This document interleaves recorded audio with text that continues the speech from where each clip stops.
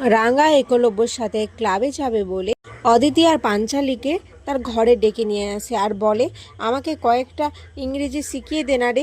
ওই যে ফোনে কী সব এআই টিআই আছে না, ওগুলো দিয়ে আমাকে কয়েকটা ইংরেজি শিখিয়ে দে না রে। অত বড় পার্টিতে যাব, আমি যদি উড়ানবাবু একজন পাইলট, আমি যদি ওনার বউ না হয়ে দুটো ইংরেজি বলতে পারি তাহলে ওনার মান সম্মান থাকবে? এদিকে অদিতি আর পাঞ্চালী এসব কথা শুনে রাঙার মুচকি মুচকি হাসতে থাকে।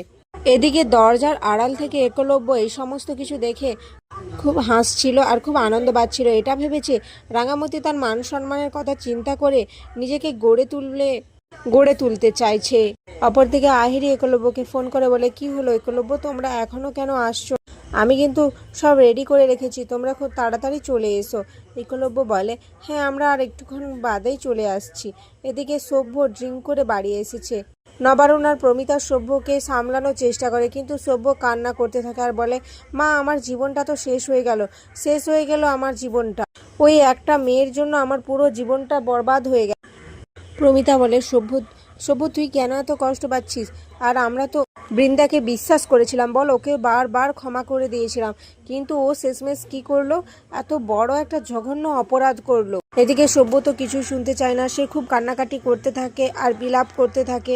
অপরদিকে একলব্য খুব সুন্দরভাবে সেজে নেয় আর রাঙাকে অদিতি আর পাঞ্চালী মিলে সাজিয়ে দেয়। রাঙাকে খুব সুন্দর লাগছিল। একলব্য রাঙাকে দেখে রাঙার দিক থেকে চোখ ফেরাতেই পারছিল না। এরপর রাঙা সেজেগুজে যখন প্রমিতার সামনে আসে, প্রমিতা রাঙাকে দেখে বলে, খুব সুন্দর লাগছে রাঙা। রাঙা বলে, মা আমার কিন্তু এখন একটু ভয় লাগছে রে।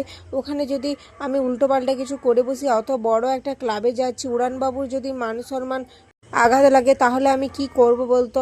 আমার কিন্তু এখনো কোনো যাওয়ার ইচ্ছে নেই। প্রমিতা বলে, আরে তুই এত ভয় পাচ্ছিস কেন? এত চিন্তা করিস না, আর তোর কিছু হবে না। আমি জানি আমার রাঙামতি সব জায়গায় নিজেকে মানিয়ে নিতে পারে। আর তাছাড়া আক্কু আছে তো, ও আছে যখন তুই একদম নিশ্চিন্তে থাক, কোনো কিছু অঘটন ঘটবে না। তীরন্দাজির সাথে সাথে সব কিছুই তো শিখতে হবে রাঙা, ঘরে বসে থাকলে তো হবে না। এদিকে ময়না রাঙাকে এভাবে দেখে বলে, আমারও তো ক্লাবে যাওয়ার খুব ইচ্ছে ছিল, কিন্তু আমাকে তো এরা মনে হয় নিয়ে যাবে না।